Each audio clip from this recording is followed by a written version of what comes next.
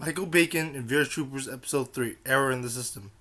The episode shows that JP can skate. I'll get to the plot points later on after getting through a little bit of the episode. He's shown as late with Ryan prior to meeting with Caitlin at work. I do ponder the fact that Caitlin does Tao Dojo and the paper and how much of a difference this can make in their friendship. They bond for Caitlin at work, meanwhile. After, all the computers across World City have been wiped out, although Woody knows about computer crashing. JB finds this out, even though he should be the one explaining the computer crashes, I would say. Then again, these are all like virtual reality space computers, I'm guessing. So why is it that this would affect the professor? Then again, JB is the brains trope, so the technologies don't really have to make sense. They could have allowed for the professor to manipulate them, or at least be close to doing terrible things, since he did control the car in the previous episode. The later is a very good, interesting trick that I don't know if there's like multiple interpretations of what could have happened, which could have been interesting, but was pretty good. They make the professor look like he's not working for Grimlord, possibly being another person, not the professor that was controlled by Grimlord. The fact that he didn't control the car could be the professor's reverse psychology, which works in this episode. JB does convincing his perspective on who the professor works for. He says that it could be the professor since he's using the professor's pathway, even though it was already somebody else using the professor's pathway and wasn't the professor. This was an episode without the professor, as mentioned by Ryan, or the professor saying that it's good that you can work without the professor, which is sort of weird because like it sort of makes him more expendable than Zordon. But Zordon really wasn't that good exposition either way, so I don't know, it's hard to say which one was better or not. Who's the main character of this episode? I would say without JB, the troopers would have been toast without trying to figure out the technical skills and trying to figure out how to fix the professor. So it's sort of a checks and balances kind of thing. As I mentioned before, you don't need the professor to solve problems, which is a good reason they started moving without him and sort of differentiates the show from Power Rangers. The professor also might be the main character of the episode since he's used as a bit of a device without hindering and the intelligence and skills of the troopers.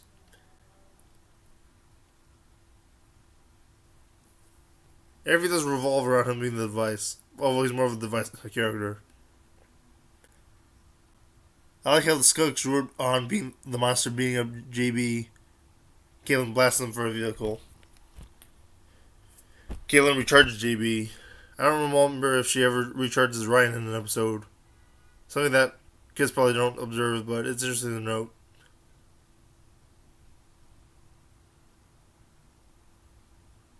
Why did the kids show up when they re-energize? As a kid, though I never really thought about why. But as an adult, knowing about Spellbound, no, it's because of Spellbound footage. It could just be some sort of celestial cool thing. But I don't know, it's something that makes a little bit less sense even if you don't know the Spellbound footage, I guess. But it's something to debate. Caitlin finds out the transmission point of the virus throughout the city. However, it was a good challenge of the episode. I forget if it was battling the last episode or not. Maybe against Ryan, I'm not sure. The computers back in line. The troopers prove themselves, including JB, to the professor. What are your thoughts of the episode and JB in the episode? Comment below. Hello, everybody. Are you ready to meet a Telltale animator? How about someone who worked on Up or Hotel Transylvania? How about a VR trooper during the age of the Vive? Michael Highlander is ready for conventions now. You can contact him at pinkdaisyentertainment@gmail.com for booking, or go to your local con and request for him to show up. He's very eager to meet all you guys and would love to travel the world and see cons and meet all the fans. His work is absolutely fantastic, from acting, from martial arts, to animating, working at a great school such as Ringling or companies such as Disney, Telltale, DreamWorks, etc. This is a great opportunity for a Telltale fan, a DreamWorks fan, a Disney fan, cartoon animated work fan, Or, of course, a VR Troopers fan.